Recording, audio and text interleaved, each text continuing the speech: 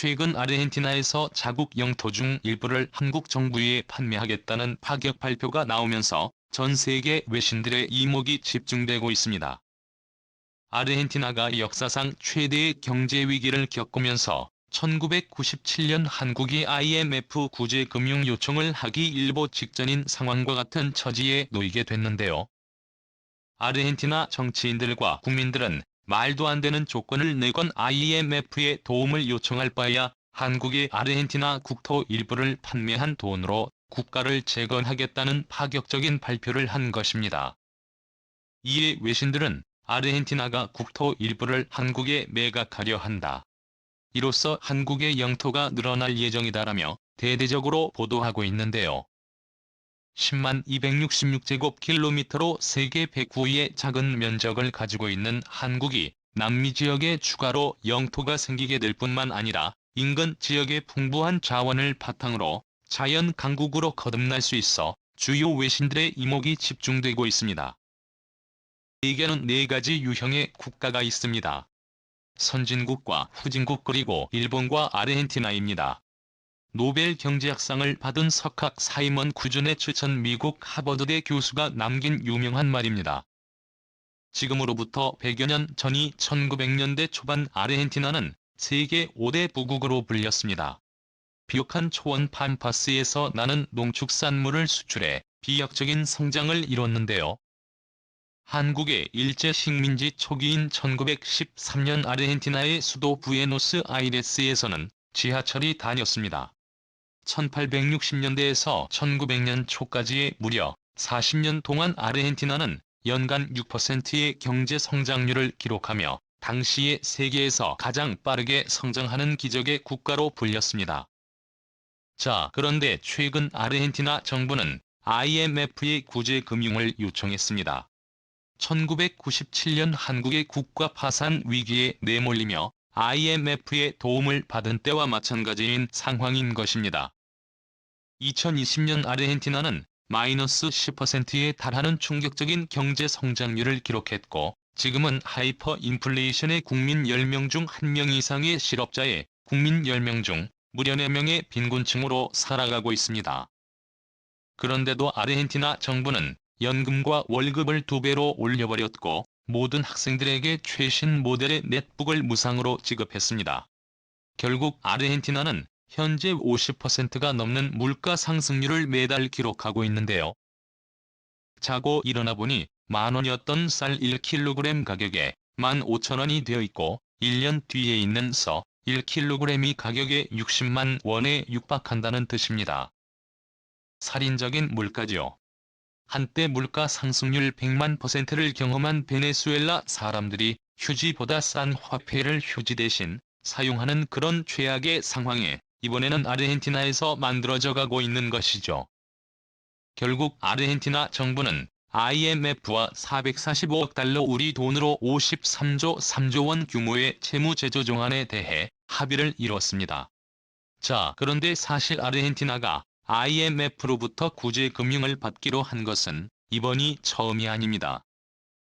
1983년 이후 아르헨티나는 여러 차례 IMF로부터 구제 금융을 받았고 그 결과는 좋지 않았습니다. 이 때문에 아르헨티나 국민들과 심지어 정치인들마저 들고 일어났는데요.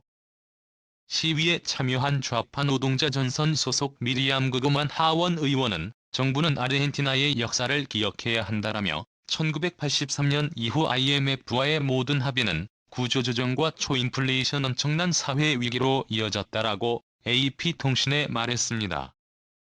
9일 AP통신, 로이터통신 등에 따르면 전날 수도 부에노스아이레스 도시의 대통령궁 인근에서 수천 명의 시위대가 IMF 반대, IMF와의 합의 반대 등을 외치며 행진했습니다. 좌파 정당과 노동조합, 시민학생단체 등까지의 시위에 대거 동참했습니다. 시위를 주도한 노동자 단체 대표인 셀레스테 피에로는 AP통신에 지금 국민 40%가 빈곤선 아래에서 살고 있다. 구조조정은 더 많은 가정을 빈곤으로 몰아넣을 것이라고 주장했습니다. 그는 IMF와의 합의는 우리가 오랜 시간 겪고 있는 고통을 심화시킬 것이라며 이 상황에서 벗어날 수 있는 유일한 주체적인 해법은 IMF와 결별하는 것이라고 말했습니다. 아르헨티나 정부는 IMF는 다음 상환 기일을 3월 22일 전에 합의한 세부 내용을 확정해 아르헨티나 의회와 IMF 이사회의 승인을 받아야 합니다. 또한 현재 아르헨티나 정치인들뿐만 아니라 국민들의 대규모 반발 시위가 점점 확대되면서 IMF가 무산될 가능성이 높아지고 있습니다.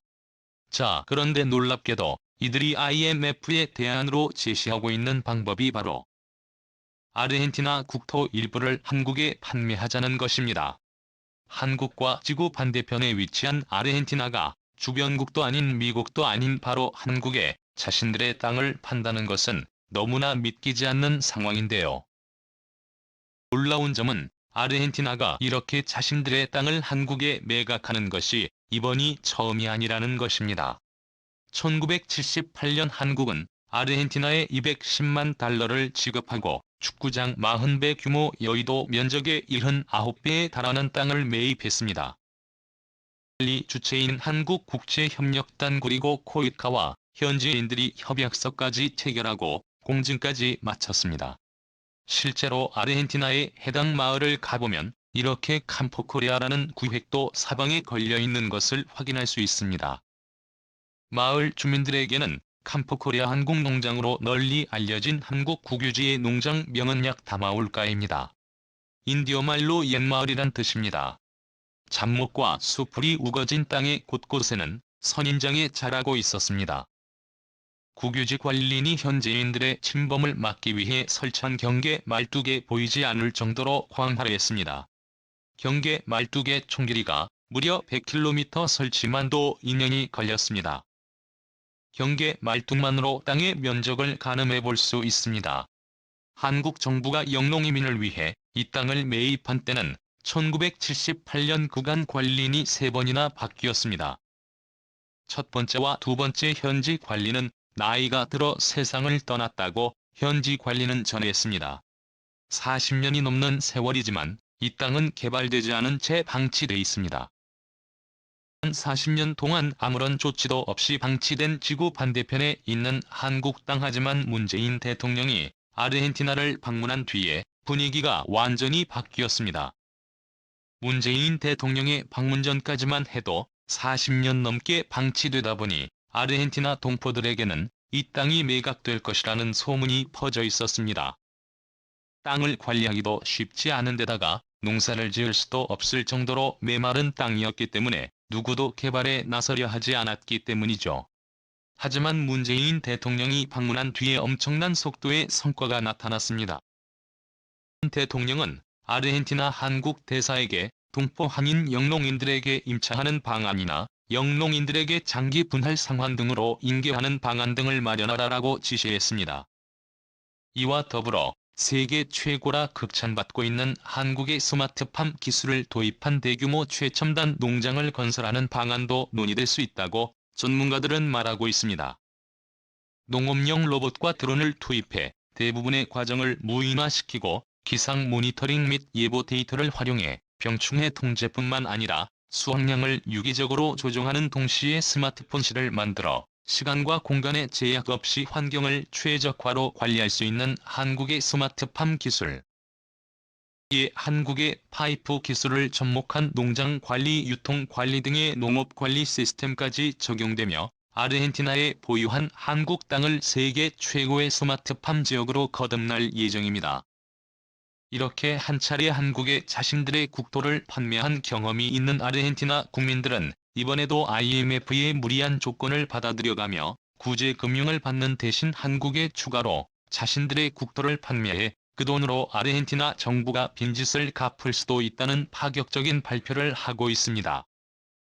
현재 아르헨티나 정부가 필요한 돈이 최소 40조 원에 육박하는 것을 고려한다며 아르헨티나는 이번에 단순히 국토 일부를 한국에 매각하는 것이 아니라 천연자원이 대규모 매장된 곳에 함께 판매할 것이란 관측이 제기됐습니다. 이에 주요 외신들은 한국이 아르헨티나에서 잭팟을 터뜨렸다며 전기차 배터리에 꼭 필요한 재료인 리튬과 셰일 석유가 대규모 한국에 공짜로 흘러들어갈 것이라고 말하고 있습니다. 네, 그렇습니다. 놀랍게도 아르헨티나는 셰일가스와 셰일 석유 매장량이 11조 입방미터로 중국과 미국에 이어 세계 3위이고 리튬은 250만 톤으로 세계 4위입니다. 최근 전 세계적으로 에너지 가격이 급등한 가운데 석유 가격이 $100 근처까지 치솟으면서 소비자들의 부담도 대폭 증가하고 있습니다. 리터당 1,500원이었던 주유 가격은 어느덧 2,000원을 바라보고 있는데요. 아르헨티나에서 셰일가스와 석유가 대규모 들어온다면 1,500원이 아닌 리터당 1,000원까지도 하락할 수 있습니다. 여기에 한국과 중국의 전기차 배터리 1위를 위해 치열한 경쟁을 벌이는 가운데 가장 중요한 리튬 공수작전에서 한국의 문재인 대통령의 호주로부터 대규모 리튬 공급을 받기로 한 데 이어 리튬 매장량 세계 4위인 아르헨티나까지 완전한 한국 편으로 만들면서 한국을 밟고 세계 1위가 되겠다라는 중국의 꿈을 한순간에 내버렸습니다. 아르헨티나의 경우 한국이 100% 개발권을 가져올 수도 있는 상황이기 때문에 그야말로 대박이 난 것이죠. 오늘도 감사합니다. 최고로 멋진 하루 보내시길 바랄게요.